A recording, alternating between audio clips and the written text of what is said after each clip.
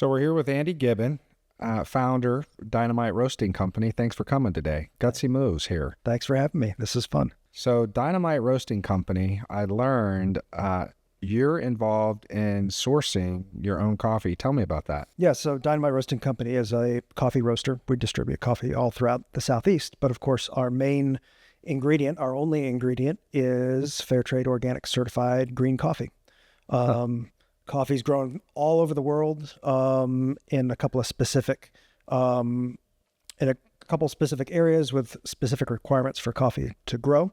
But each region is different. There's lots of different kinds of coffee, both from the quality and varietals and terroirs, just like wine and hops and apples and all those different things, that there's so many different factors that play into what makes coffee taste the way it does. It's why in our lineup, we've got a dozen or so different coffees at any given time, different roast levels, different flavor characteristics from different parts of the world. And so a big part of my job as the green coffee buyer is to source these coffees. So I spend a lot of time talking with importers and working on contracts, and I get to travel and visit a lot of the coffee growers that we work with, establish those relationships, drink a lot of coffee, taste a lot of coffee. It's a great job. I was going to ask about travel. Do you get to go to the places where these beans are grown? And yeah, absolutely. That's a big part of what we do. I was just down in Honduras last week, actually, visiting with some coffee growers that we've worked with for almost a decade now. These relationships have gotten strong as we come back every single year, that they are growing coffee to our specifications, but they still need to be tasted. We still need to, learn about what they're doing. They can learn about our needs so that those partnerships are strong, so we can source the coffee that we need. So what are some things that you look for? Quality is a big one. It's got to taste good. There's a lot of things that go in before us as a roaster, before we even get the coffee, that make it taste the way it does. The way it is processed at the farm, the kinds of coffee varietals that they're using, the techniques that they're using to process it. So, and even, when it was dried, if there's a lot of rain the week that it was dried, it may taste differently than another part of their crop. So we do a lot of selecting, a lot of tasting to pick exactly the profiles that we're looking for. I think I'm really taking my morning cup of joe for granted. Wouldn't surprise me. It's one of those great things that, it can be as simple or as complicated as you want it to be. If you want to just enjoy, a hot cup of caffeine, like I do when I get out of bed, I don't get into pour overs. I don't get into scales and things. I just need that first cup of coffee when I wake up. Second cup of coffee, maybe we'll get a little bit fancy, or we'll get a little bit more technical, but you can approach coffee wherever you want. If you want to get into the deep geopolitical issues and commodity markets and things like that, you can do that. If you want to get yourself a $25,000 espresso machine, you can do that. If you just want to put, some beans in a cup and shake it up and then drink it, you can do that too. Whatever gets you where you need to go. So with you traveling and doing this, what I would say is a QC check, you've recently been to Honduras. Where else do you source? We try and get at least one trip in a year to visit producers and strengthen those relationships. So I've been everywhere from Honduras is an annual trip. Mexico is easy, so we've done that trip a couple of times. Let's see, I've been to Peru, I've been to Rwanda and Kenya, Sumatra and Indonesia. We try and visit as many of our farmers at least once to sort of connect and figure out what's going on, what the situation looks like in those countries, where we can source the best coffee, strengthen the relationships, all those sorts of things. So what came first, the cafe? No, so we started as a coffee roaster. This business started as one of those hobbies that sort of got out of hand before doing coffee. I was a beer brewer. My career in brewing beer started the same way, in 5-gallon buckets in my basement as a hobby. Doing home brewing is a lot of fun. I said, this would be fun to do professionally. So I talked my way into a job in the early days of Asheville craft brewing. And while doing that, started roasting coffee at home as a hobby for myself. It was fun. I said, this is pretty good. Maybe we'll try and spin this off into a business. I had a little bit of a background in coffee from being a barista in my early 20s. Craft beer and craft coffee, the industries are really very similar as far as production, as far as marketing, as far as the kinds of people that you're connecting with. So it's an easy transition into that. So we started as a wholesale roaster. looking to sell coffee to other businesses, restaurants, grocery stores, cafes, whoever wanted to buy coffee. Smart. Sort of. So we started, roasting in Black Mountain, North Carolina, which is about 10 miles east of Asheville, the little town that I live in, about 8,000 people or so. The building that we found that was for rent was an old house. It had been gutted, so it turned into just one room, 700 square foot room, sort of on the outskirts of town. So we bought a coffee roaster off eBay, put it in the back of my pickup truck, and brought it into town and started roasting coffee, looking for customers to sell coffee to. But the problem is with coffee, if you've got a business that serves coffee, you've probably got one roaster. And if you're in business, you probably already have a coffee from someone.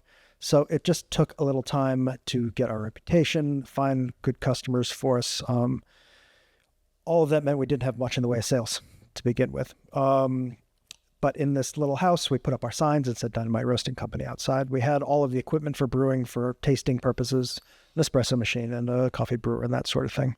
And Black Mountain folks were curious. They'd come knock on the door and say, Dynamite Roasting, what are you roasting? And are you roasting chickens? Or are you roasting dynamite? That sounds dangerous. Say, no, we're roasting coffee in here. This sounds great. I'd like to buy a cup. And we would say, well, we're just a wholesale roaster. We don't really do that sort of thing. We just sell beans to businesses and things like that. And they'd say, okay, and off they go. Of course, rent comes due after the first month, and being good entrepreneurs, the no's quickly turned to yeses. We do have coffee for sale because we needed revenue of some sort. So it's sort of, we call it our accidental cafe. We didn't mean to have a cafe, a little coffee shop, but you got to do what you got to do in order to pay your rent each month.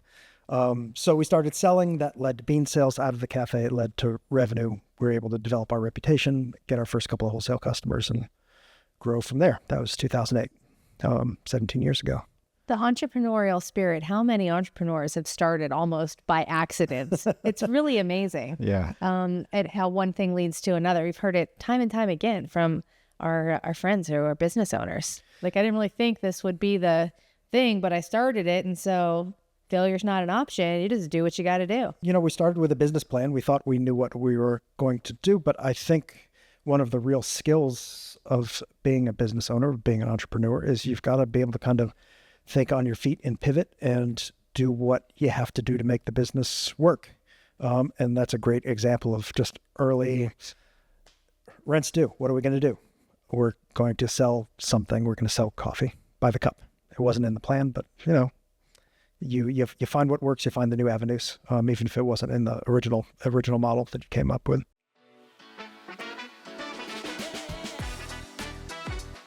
A distinctive approach to passive income with luxury vacation rentals. For more information, check out our website, quinvestors.com.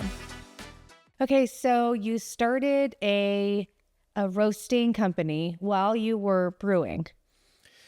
Yes. And is that your gutsy move? So I quit my job as a brewer and took what little we had to invest to start this business. And, we had a business plan. It seemed like it would work, but a decade and a half later, I realized just how stupid I was, that I didn't know any better, that this shouldn't work, that it really was a lot more risky probably than I understood at the time, which I think is great because I never would have had the courage to do it, sort of knowing what I know about business now.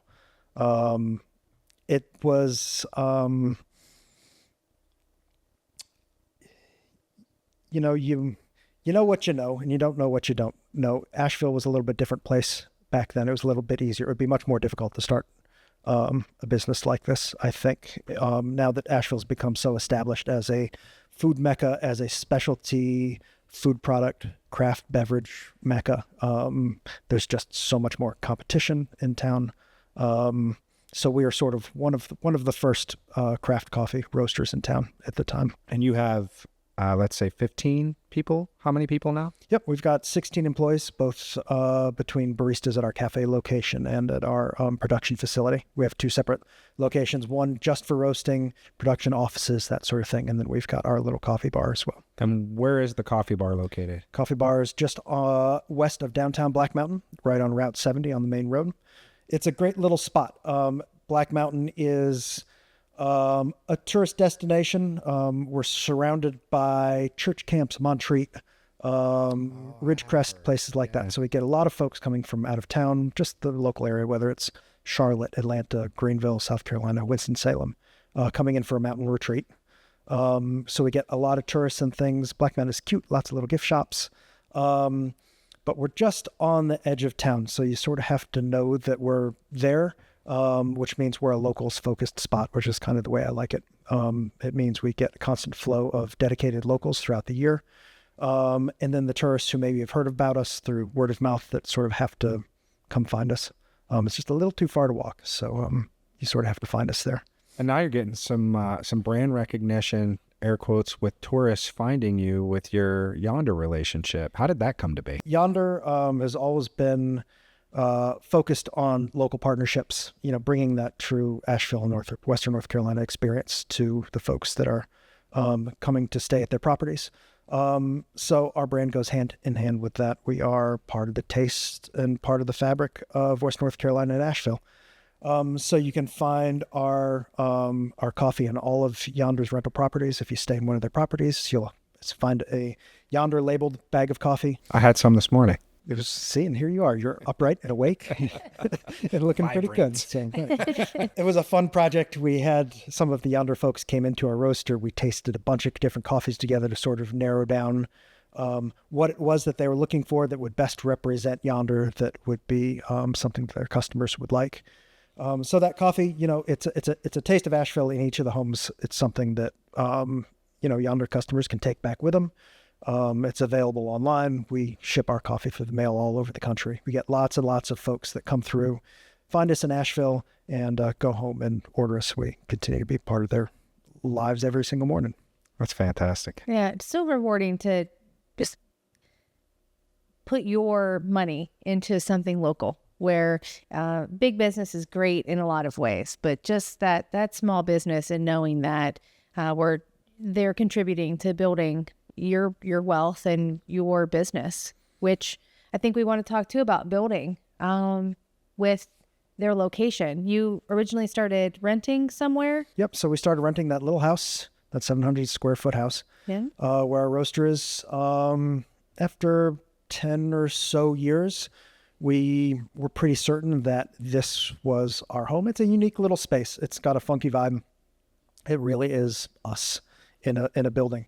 So we talked to the landlord, who had owned this piece of property for a while, was looking to do other things, but we really wanted to secure our future in that spot. So we purchased that location. It's now ours as long as we want to stay there. About the same time in 2000, we purchased a piece of land down the road in Swannanoa, North Carolina, which is sort of right between Black Mountain and Asheville. Purchased a piece of land. We were originally just looking to rent a place to put our roastery, put our production facility, so that we could have space to spread out, get the equipment that we wanted, that was outside of the little cafe spot, which we've really outgrown. We were just looking for an existing building to purchase. Nothing quite like what we needed existed, and we were forced to build, which in hindsight worked out great, because now we have a building. It's now about 5 years old, but built to our specifications. We had been around long enough that we knew exactly what we wanted, the configuration, the power needs, the layout, how we wanted our offices to look, to have space for laboratory and QC and stuff like that. That was difficult in a pre-existing space. So it's really nice. It's just an 8,000 square foot metal building, but it's laid out exactly as we want it. It's covered in solar panels, so we produce all of our own power and then some. Which allows us to invest in things like we've got an electric delivery van. We got the first electric Ford E-Transit in North Carolina about 4 years ago. So we're producing our own power. We're using that to generate electricity to charge our delivery vehicles, as well as a number of employees that have electric vehicles as well. I don't know. It's one of those things, like everything we try to do, it makes sense in all sorts of different ways, whether it's sustainability. Definitely makes great business sense. We don't have a fuel bill for powering all of our delivery vehicles. Yeah. Good for the earth, good for business, all of those things. So you're talking about margin there, basically. How can you drive more dollars to the bottom line? And when we first were talking, you mentioned green coffee and sourcing and how all of that comes to be. How did you learn all of that? I don't know, sort of like learning roasting. You don't know what you don't know. And so you just jump in and kind of figure it out as you go. I've been fortunate to have some great partners, both in our coffee importers that we've worked with, that sort of help lead us through the process of sourcing. And the longer you're in it, the more you learn. Every single time I travel to Origin, I learn something new. Every challenge we have, whether it's high coffee markets or failed crop cycles and things like that, you learn how to navigate that sort of thing. It's like what we were talking about, entrepreneurial spirit. It's a constant process of learning, growing, adapting. And that's what keeps it interesting too. I think it's not just stagnant. There's always something going on, always little problems to solve, always something to learn so you can do your job better, produce a product better, serve your customers better. There's no roasting boot camp. There are to an extent. I mean, and I took just a little weekend seminar course up in Idaho from the manufacturer of the roaster that we had to sort of learn the basics. But it's really one of those things. There's an awful lot of trial and error, learning your equipment, learning the coffees that you're working with, a lot of sensory feedback. It's not just about numbers and roast levels and things like that. There's so much going on that the only way to really tell if the coffee is doing what you want is to taste it. So we spend a lot of time tasting, giving feedback, tasting notes. And the only way to do that is to just do it over and over and over again, which it's lucky that that's fun, that I love doing that. So part of the day-to-day process is learning, growing, adapting, all those things. So both of those spots that you own are in Black Mountain. Black Mountain and Swananoa. Swananoa. That's right. Yeah, Buncombe County. Where's spot number 3? Actually, I've got a little spot that I just acquired in Honduras. I have no idea what I'm going to do with it. I can't imagine actually running a coffee farm. It's way more complicated than, a northern boy like me needs to get involved in. Let me guess, it's 700 square feet, one-room building. That's about what we could fit in that location. The goal is to grow the wholesale side of our business. The cafe is great. It serves its purpose, but our focus is on growing wholesale, whether that's online sales, working with new wholesale customers. This production facility that we built is a little oversized for what we need, which was built that way on purpose. If you build a metal building, whether it's 2,000 square feet or 20,000 square feet, it sort of costs more or less the same. It's just a skeleton. So we overbuilt it. So we've got a lot of room to grow and expand in that space. And so what are you going to do in Honduras? Grow? No, I'm going to go visit my farmer friends and, And and enjoy myself. Maybe a short-term rental. That actually is the idea. So Get out of here. So I've been going to Marcala, Honduras was my first Origin trip. It was 13 years ago. So this trip where I was last week was, I think, my 16th trip down there. We go every single year to source coffee, but over the years, these growers have also become good personal friends. So I've traveled down just in off cycles to go visit, go to the beach. Actually, we spent a couple of days at the beach before going inland to the mountains this last time. I've got 2 kids. We've taken them down there to hang out, meet the folks and travel a little bit. This group of farmers have also come up to visit us here in Black Mountain and Asheville a number of times. So it's just become not just a business relationship, but a personal relationship as well. And so I've got just this little piece of property up that has been subdivided out of a little bit larger piece of property, owned by a couple of my farmer friends. And the idea is to build a couple of little casitas, a place for me to go stay when I'm down there, but use as a vacation rental of sorts and have a couple little ones around there. It's just like Asheville has changed greatly in the decade and a half that we've been in business, and this little farmer town that we source coffee from has also been changing and growing much in parallel with the way that we see Asheville, Black Mountain grow. So it's, slowly becoming a tourist destination of sorts, and there's a market for that sort of thing too. Crazy. I would go. It's a cool little spot that's, very different from here in West North Carolina, but also very much the same. Dynamite. Where did this name come from? So Dynamite Roasting Company is the name of the company. When we were trying to think of a name for what we were doing, we wanted something expressive of the coffees that we were creating. We wanted to create an image of the experience you're about to have when you have our coffee. Explosive, pow, all those things you see on our bags. it lends itself to good graphic design, good images, and things like that. But also we wanted something that didn't necessarily tie us down to a specific place. We were trying not to be too traditional. It would have been very easy to be like Black Mountain Roasting Company or Asheville Coffee Works or something like that. But we wanted to be a little bit bigger than that to allow ourselves to fully expand, grow into ourselves. So we were searching for a name, couldn't quite put our fingers on it.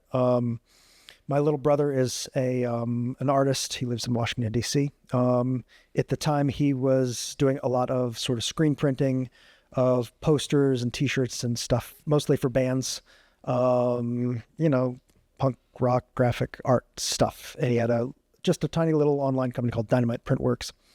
We were thinking, what in the world can we call this? Dynamite's cool, something like that. And so we were dancing around that, trying to think of Dynamite, something like that. And eventually, after talking, we was like, just knock it off. Just use Dynamite. Just call it Dynamite. But it works. I think it resonates with people, and I think it expresses our approach to the coffee that we're roasting. That's pretty cool. And my other pressing question for you with your developed palate for coffee is, do you drink it black or do you add anything to yours? So generally speaking, I drink coffee black. I am a taster by trade. That's my job, is to taste coffees. And of course, if you put sugar and cream, you're tasting sugar and cream, not so much the coffee. But that said, I like to enjoy coffee too. There's nothing like a good dark roast with a little bit of half and half in it on a cold winter day. I love coffee in all of its ways. I'm not afraid to drink a caramel macchiato when the time calls for it. It's not generally how I take my coffee in the morning, but all coffee's got its place. We've moved from half and half to just straight up whipping cream. Yeah, why pretend? If you're going to do it, then just do it. That's pretty much what we've been rolling. There's a newness to not just whipping cream, but also add a little shot of espresso to it. Oh, yeah, you've been doing that. Yep, if regular coffee doesn't get you where you need to go. Yeah. So our tagline, it's on our bags, is coffee for everyone. And what we mean by that is that we roast coffee that's approachable and great, and we don't care.